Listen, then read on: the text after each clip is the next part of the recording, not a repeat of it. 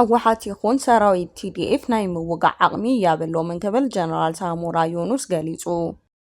ኣብ ትግራይ ሓድሽ ዲፋክቶ መንግስቲ ንምእዋጅ ምድላው ተዛዚሙ ከም ዘሎ ብደቡባት ኤርትራ ድማ ነዳድን ናይ ሰራዊት ቀለብን ናብ ትግራይ ይኣቱ ኣሎ ተባሂሉ። ቀዳማይ ሚኒስትር አብይ አሕመድ ፕሬዝዳንት ኢሳያስ አፈወርቅን ኣብ ሩስያ ክራኸቡ እዮም። ኤምባሲ ኤርትራ ኣብ ኣሜሪካ ብዛዕባ ዝምድናታት ኤርትራን ኣሜሪካን ንዝቐረበ ኣሉታዊ ትረኻታት ብትሪ ነፂጉ። ኤርትራዊ ሰመረ ገብረእግዚአብሔር ድሕሪ ነዊሕ ማእሰርቲ ካብ ማእሰርቲ ኢሚግሬሽን ኣሜሪካ ወፂኡ። ውድብ ሕቡራት ሃገራት ኣብ ልዕሊ ምንዓስ ሓዊ መራሒ RSF ጀነራል ሓምዳን ዳጋሎ እገዳ ኣንቢሩ።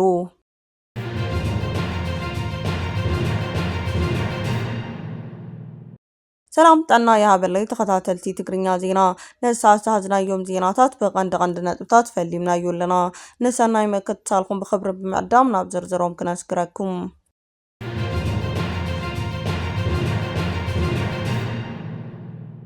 ሕወሓት ይኹን ትግራይ TDF ናይ ምውጋዕ ዓቕሚ የብሎምን ክብል ጀነራል ሳሞራ ዮኑስ ገሊጹ። ነበር ኢታማዦር ሹም ሰራዊት መከላኸሊ ኢትዮጵያ ጀነራል ሳሞራ ዮኑስ ኣብዚ ሕዚ እዋን ሕወሓት ይኹን ካልእ ሓይልታት ጸጥታ ትግራይ TDF ዳግማይ ናብ ውግእ ንምእታው ዘኽእሎም ብቕዓት ዓቕምን ከም ዘይብሎም ሓቢሩ። እቲ ንነዊሕ ዓመት ነቲ ናይ ቀደም ሰራዊት ኢትዮጵያ ዝመርሕ ጀነራል እዚ ርእይቱ ዝሃበ ኣብ ትግራይ ዘሎ ውጥሪ ናብ ወተሃደራዊ ምስሓብ ይኸድ ኣብ ዘለሉ እዋን እዩ። ጀነራል ሳሞራ እቲ ክልል ካብ ዝሓለፈ ከቢድ ኩናት ገና ከም ዘይሓወየን ብወገን ኣጽዋር ስንቅን ድማ ዳግማይ ንውግእ ዘኽእል ድልውነት ከም ዘይብሉን ኣመላኺቱ። ሰራዊት ይኹን ህዝቢ ካብቲ ዝሓለፈ እንወት ተላዒሉ ናብ ካሊእ ናይ ጥፍኣት ኩናት ዝኣትወሉ ስነ ኣእምሮዊ ድልውነት ከም ዘይብሉ ገሊጹ። ኣብ ማእኸላይ መንግስቲ ይኹን ኣብ ጎረባብቲ ሃገራት ዝመጽእ ቀረብ ነዳዲ ካልእ ወተሃደራዊ ድጋፍን ኣብ ዘይብሉ እዋን ውግእ ምጅማር ንባዕሉ ዓርሰ ቅትለት ምዃኑ ኣተሓሳሲቡ።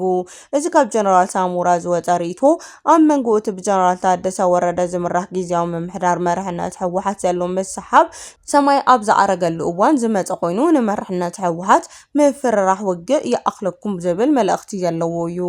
ኣሜሪካ ኣብ ልዕሊ መራሕቲ ሕወሓት እገዳ ንምንባር እትገብሮ ዘላ ምድላዋት ካሊእ ምዕባለታት ተለማሚሩ ኣብ ትግራይ ሓድሽ ፖለቲካዊ ጎንፂ ከይፍጠር ስግኣት ፈጢሩ ይርከብ። ብደቡባት ኤርትራ ነዳዲ ናይ ሰራዊት ቀለብ ናይ ትግራይ ይኣቱ ኣሎ ተባሂሉ። ኣብ ትግራይ ድማ ሓድሽ ዲፋክቶ መንግስቲ ንምእዋጅ ምድላዋት ተዛዚሙ ከም ዘሎ ተሓቢሩ። ኣብ ትግራይ ድሕሪ ዝመጽእ ቀዳም ሰንበትን ኣብቲ ክልል መሰረታዊ ናይ ስልጣን ለውጢ ክግበር ምድላዋት ይዛዘም ከም ዘሎ ምንጭታት ሓቢሮም። እዚ ምንቅስቃስ ነቲ ስምምዕነት ፕሪቶርያ ቀይሞ ኣብ እዋን ጊዜያዊ ምምሕዳር ዝትካእ ዲፋክቶ መንግስቲ ንምምስራት ዝዓለመ እዩ። ዝወፁ ዘለው ጸብጻባት ከም ዘመላኽትዎ ካብ ኤርትራ ናብ ትግራይ ነዳዲ ናይ ሰራዊት ቀለብ ናብ ትግራይ መታው ጀሚሩ ከም ዘሎ ተገሊጹ። እዚ ብወገን ኣስመራ ዝተኸፈተ ናይ ቀረብ መስመር ኣብ መቐለ ክምስረት ዝስሕብ ዘሎ ምምሕዳር ካብ ማእኸላይ መንግስቲ ኢትዮጵያ ንዝገጠመ ጸቕጢ ንምምካት ነባር ኣማራጺ ንምፍጣር ዝዓለመ ምዃኑ ይግለጽ።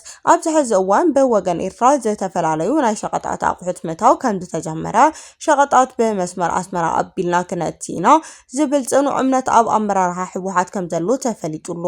ኣብዚ ዝመጽእ ዘሎ ሰሙን እቲ ቅድሚ ኩናት ብህዝቢ ተመሪጹ ዝነበረ ቤት ምኽሪ ትግራይ ስርሑ ብወግዕ ክጅምር ምዃኑ ይገልጽ ኣሎ። እቲ ቤት ምኽሪ ድሕሪ ምጅማሩ ሓድሽ ፕሬዝዳንት ትግራይ ክምረጥ ተዝቢት ይግበር። እቶም ኣመራርሓ ብወግዒ ዲፋክቶ መንግስቲ ምዃኖም ብምእዋጅ ካብ ማእኸላይ መንግስቲ ኢትዮጵያ ይኹን ካብቲ ብጀነራል ታደሰ ወረደ ዝምራሕ ጊዜያዊ ምምሕዳር ናፃ ዝኾነ ስልጣን ከም ዘለዎም ክገልጹ እዮም።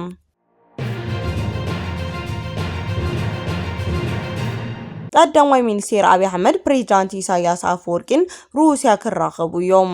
ቀዳማይ ሚኒስትር ኢትዮጵያ በአብይ አሕመድ ፕሬዝዳንት ኤርትራ አይተ ኢሳያስ አፈወርቂ ኣብ ርእሰ ከተማ ሩሲያ ሞስኮ በአካል ተራኺቦም ከዛተዩ ምዃኖም ዲፕሎማሰኛታት ምንጭታት ኣፍሊጦም። ካብ ክልቲኦም መራሕቲ በተወሳኺ ፕሬዝዳንት ግብፂ ኣልሲሲ እውን ኣብቲ ኣብ ሩሲያ ዝካየድ ኣኼባ ክርከቡ ምዃኖም ተገሊጹ። እቶም ክልተ መራሕቲ ሃገራት ቀርኒ ኣፍሪካ ዝርከብዎ ርክብ ኣብ መንጎ ክልቲአን ሃገራት ዘሎ ዞባዊ ፖለቲካዊ ምልውላው ኣብ ዝተሓላለኸሉ እዋን ዝመጽእ ምዃኑ ፍሉይ ትርጉም ተዋሂብዎ ይርከብ። እቲ ርክብ ብጻውዒት ሽምግልና መንግስቲ ሩስያ ዝመጸ ኮይኑ ሞስኮ ኣብ ዘላቶ ውጥሪ ንምህዳእ ጽልዋኣ ንምስፋሕ እትገብሮ ዘላ ዲፕሎማስያዊ ጻዕሪ ሓደ ኣካል ምዃኑ ይግመት። ካብ ዝሓለፈ ኣዋርሕ ጀሚሩ ኣብ መንጎ ክልቲአን ሃገራት ዝለዓለ ናይ ቃላት ኩናት ምንቅስቓስ ሰራዊት ይንረአ ስለ ዘሎ እዚ ናይ ሞስኮ ርክብ ንዝኾነ ይኹን ወተሃደራዊ ግጭት ንምክልኻል ዝዓለመ ምዃኑ ተሓቢሩሎ። ክልቲአን መራሕቲ ብዛዕባ ጸጥታ ቀይሕ ባሕሪ ካልኦት ዞባዊ ምትሕግጋዝን ክዝትዩ ትጽቢት ተገይሩሎ። ሩስያ ነዚ ክኽፈት እዚ ብምጥቃም ከም ኣማራጺ ሽምግልና ብምዃን ነቶም ንነዊሕ እዋን ተፋጢጦም ዘለዉ መራሕቲ ንክዘራረቡ መሪጻ ኣላ። እዚ ርክብ እዚ ኣብ ቀርኒ ኣፍሪካ ንዘሎ ፖለቲካዊ ካርታ ክቐይሮ ከም ዝኽእል ተዓዘብቲ ይገልጹ።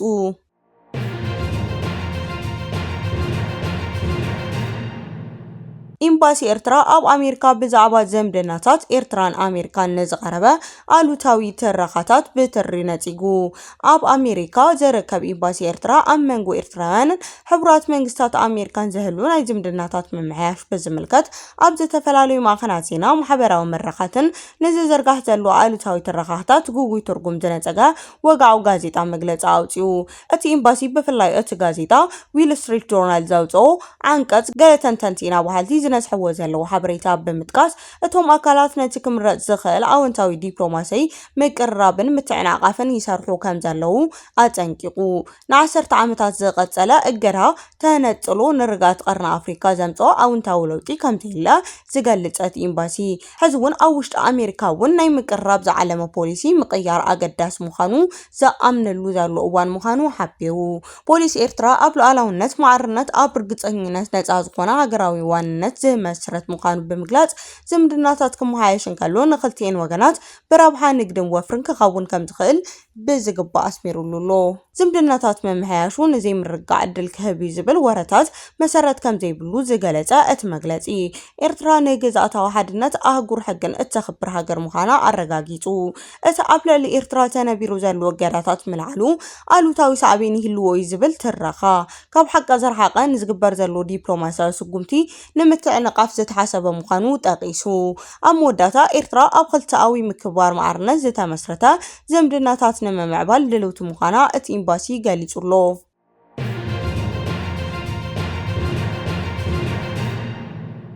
ኤርትራዊ ሰመረ ገብረዝገቢር ድሕሪ ነዊሕ ማእሰርቲ ካብ ማእሰርቲ ኢሚግሬሽን ኣሜሪካ ወፂኡ ናብ ኤርትራ ክጥረዝ ብሰመዚ ኢሚግሬሽን ኣሜሪካ ኣብ ትሕቲ ቀይዲ ዝጸንሐ ኤርትራዊ ሰመረ ገብረዝገቢር ድሕሪ ሕጋዊ መስርሕ ካብ ማእሰርቲ ኢሚግሬሽን ኣሜሪካ ከም ዝተፈትሐ ሰበስልጣን እቲ ሃገር ኣረጋጊጾም።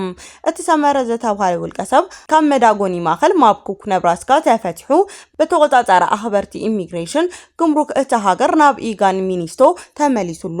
ኣብ ኣሜሪካ ዝርከብ ማሕበር ማእሰርቲ ሰመረ ዘይሕጋዊ ብምባል ብዘቕርቦ ክሲ ንነዊሕ ምጉት እቲ እገዳ በዘይ ተቃውሞ ክስረዝ ቤት ፍርዲ ፌደራል ዝሓለፈ ሐሙስ ወሲኑ። ሰመረ ብሰንኪ እቲ ኣብ ኤርትራ ዘሎ ግህሰት ሰብኣዊ መሰል ኣብ 2016 ካብ ኤርትራ ሃዲሙ ናብ ኣሜሪካ ዝኣተወ ኮይኑ በቲ ፕሬዚዳንት ትራምፕ ኣብ ልዕሊ ዘይሕጋውያን ዝበሎም ስደተኛታት ዘሕለፈ ውሳነ መሰረት ናብ ኤርትራ ክጥረዝ ኣብ ትሕቲ ቀይዲ ጸኒሑ። ዳኛ ኢሚግሬሽን ኣሜሪካ ሰመረ ካብቲ ሃገር ክስኮክ እኳ እንተኣዘዘ እቲ ቤት ፍርዲ ግን ንኣህጉራዊ ሕጊ ምርኩስ ብምግባር ንሓደ ሃገሩ ብሰንኪ ስጋት ሰብኣዊ መሰል ወፂኡ ኣብ ሓንቲ ብኣህጉር ውዕል ስደተኛታት ብ1951 እትምራሕ ሃገር ዕቆባ ድሕሪ ምሕታቱ ናብቲ ዘምለጠላ ሃገር ክምለስ ከም ዘይኽእል ወሲኑ። ሰመዚ ኢሚግሬሽን ኣብ ጉንበት 2025 ንሰመረ ኣብ ቀይዲ ድሕሪ ምእታዎም ናብታ ዝመጸላ ካልእቲ ሃገር ጀርመን ክጥረዝ እኳ ፈቲኖም እንተነበሩ ንውሳነኦም ዘራውድ ሕጋዊ ሰነዳት ስለዘይረኸቡ ግን ኣብ ዝተናውሐ ማእሰርቲ ጸኒሑ።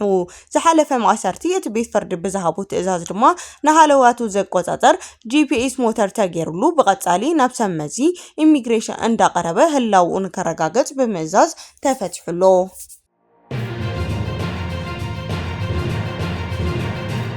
ኢጓንዳ ኢትዮጵያውያን ዝርከብዎ ልዕሊ 200 ስደተኛታት ኣብ ትሕቲ ቁጽጽር ኣውዒላ። ሓይልታት ጸጥታ ኢጓንዳን ኢትዮጵያን ዝርከብዎ ካብ ዝተፈላለዩ ሃገራት ዝወጹ ልዕሊ 200 ስደተኛታት ኣብ ትሕቲ ቁጽጽር ከም ዝዋዕሉ ሚኒስቴር ውሽጢ ጉዳያት እቲ ሃገር ኣፍሊጡ። ወሃቢ ቃል እቲ ሚኒስቴር ሲሞን ፒተር ኣብ ዝሃብዎ መግለጺ ብጠቕላላ 231 ስደተኛታት ኣብ ክልተ ዝተፈላለዩ ቦታታት ተታሒዞም ኣለዉ። ትማሊ ምሸት ኣብ ርእሰ ከተማ ካምፓላ ሰፊሩ ቦኮቶ ኣብ ዝተባህለ ቦታ ሓደ ሙሉእ ህንጻ ተኻሪም ዝጸንሑ 169 ስደተኛታት ተታሒዞም ኣለዉ። ካብዚኣቶም እቶም 36 ደቂ ኣንስትዮ ምዃነን ተገሊጹ። እቶም ስደተኛታት ዜግነቶም ኢትዮጵያዊ፣ ፓኪስታናዊ፣ ህንዲ፣ ባንግላዴሽ፣ ጋና፣ ሚያንማር፣ ስሪላንካ፣ ካምቦዲያ፣ ማሌዥያ ምዃኑ ተሓቢሩ። እቲ ህንጻ ብተኻሪቲ ጥራይ ዝውነን ዝተቆጻጸረ ኮይኑ ኣብ ውሽጡ ቤት ምግቢ ሓዊስኻ ኩሎም ዝተፈላለዩ ነገራት ተማሊኡ ከም ዝነበረ ተገሊጹ። እቶም ስደተኛታት ካብቲ ህንጻ ወፂኦም ከይወጹ ከይኣቱ ተዓጽዮም ይነብሩ ከም ዝነበሩ ፖሊስ ኣረጋጊጹሎ። ኣብቲ ህንጻ ብርክት ዝበሉ ኮምፒዩተራትን ናይ አይቲ መሳርሒታትን ተታሒዞም ኣለዉ።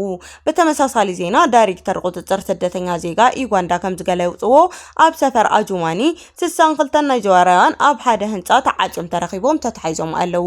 እቶም ኣብ ትሕቲ ቁጥጥር ዝወዓሉ 231 ስደተኛታት ኣብ ዝግበረሎም ናይ መጀመርያ ሕቶ ከም ዝገለጽዎ ናብ ዩጋንዳ ዝመጹ ኣብ ካልእ ሃገር ስራሕ ከም ዝርከበሎም ቃል ተኣትዩሎም ብደላሎት ተታሊሎም ምዃኑ ገሊጾም ኣለዉ። ፖሊስ ዩጋንዳ እቲ ጉዳይ ምስ ዘይሕጋዊ ዝውውር ደቂ ሰባት ገበናት ኢንተርኔትን ዝተሓሓዘ ክኸውን ከም ዝኽእል ብምጥቃስ ምርመርኡ ይቕጽል ኣሎ።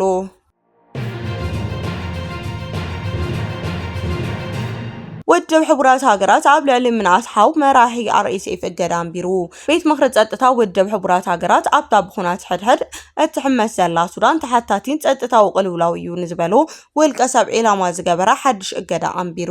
እዚ እገዳ ብፍላይ ኣብ ልዕሊ ኣልጎኒ ሓምዳን ዳጋሉ ሙሳ ዝተባሃለ ንእሽተይ ሓው መራሒ ሓይልታት ቅልጡፍ ደገፍ RSF መሐመድ ሓምዳን ዳጋሉ ከምኡውን ኣብ ልዕሊ 3 ኮሎምቢያውያን ወታደራት ዘተኮረ እዩ። ብመሰረት ጸብጻብ ሮይተርስ እቲ ውሳነ ትማሊ ዝጸደቀ ኮይኑ ብእማን 3 ቆምቲ ኣባላት ቤት ምኽሪ ጸጥታ ማለት እውን ኣሜሪካ፣ ብሪጣንያ፣ ፈረንሳይ ዝቀረበ እዩ። እዚ ንእሽተይ ሓው መራሒ RSF ነቲ ሰራዊት ዘዳለወ ኣጽዋር ፋይናንስ ኣብ ምቕራብ ከምኡውን ብኣህጉራዊ ደረጃ ዝግበሩ ናይ ንግዲ ምንቅስቓሳት እቲ ጉጅለ ኣብ ምምራሕ ዝለዓለ ተራ ከም ዘለዎ ይግለጽ። እገዳ ሕቡራት ሃገራት ኣብ ልዕሊ ምውራዱ ነቲ RSF ንኩናት ዘውዕሉ ናይ ፋይናንስ ምንጪ ንምድራቕ ዝዓለመ እዩ። እቲ እገዳ ን3 ዜጋታት ኮሎምቢያ ዝሓወሰ ኮይኑ እዞም ውልቀ ሰብ ነበር ኣባላት ሰራዊት ኮሎምቢያ ምዃኖም ተፈሊጡሎ። እቶም ዕሱባት ዝተኸሰሱሎም ነጥብታት ድማ ካብ ኮሎምቢያ ነባር ወታደራዊ ብምምልማል ናብ ሱዳን ወሲዶም ኣብ ጎኒ RSF ንክስለፉ ምግባር ዝብል እዩ። እቲ እገዳ ናይ ሃብቲ ዕፅዋን ናይ ጉዕዞ ክልከላን ዝሓዘ ኮይኑ እቶም ውልቀ ሰባት ኣብ ዝኾነ ይኹን ዝርከብ ንብረቶም ንክእገትን ናብ ወጻኢ ሃገራት ንከይገዝፉ ትእዛዝ እዩ። ኩናት ሱዳን ኣብ መንጎ ስሩዕ ሰራዊት እቲ ሃገርን ሓይልታት ቅልጡፍ ደገፍ ካብ ዝጅምር ናብዚ ብኣሽሓት ዝቁጸሩ ሰላማውያን ዜጋታት ክሞቱ እንከለዉ በሚልዮናት ዝቁጸሩ ድማ ካብ መረበቶም ተመዛቢሎም ኣብ ከቢድ ሰብኣዊ ቅልውላው ይርከቡ።